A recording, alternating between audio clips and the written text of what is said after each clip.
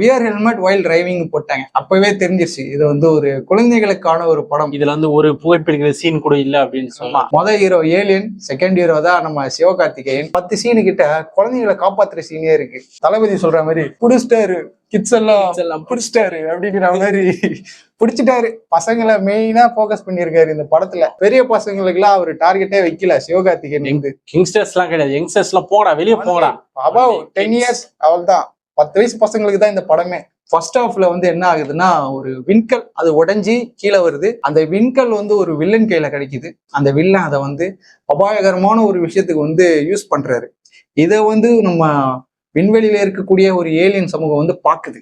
அந்த சமூகம் பார்த்து அந்த சமூகம் தான் நம்மள இந்த வேர்ல்டே காப்பாத்துது. இப்ப நீங்க ஹாலிவுட் படம் எல்லாம் பாத்தீங்கன்னா ஏலியன்ஸ் வந்து நம்மள அழிக்கும், நம்ம மக்கள் எல்லாம் சேர்ந்து போராடி ஒரு கஷ்டப்பட்டு நம்ம ஊரை காப்பாத்துவாங்க. ஆனா மனுஷங்க தான் இந்த ஊரை அழிக்கிறது, ஏலியன் வந்து நம்மள காப்பாத்துது.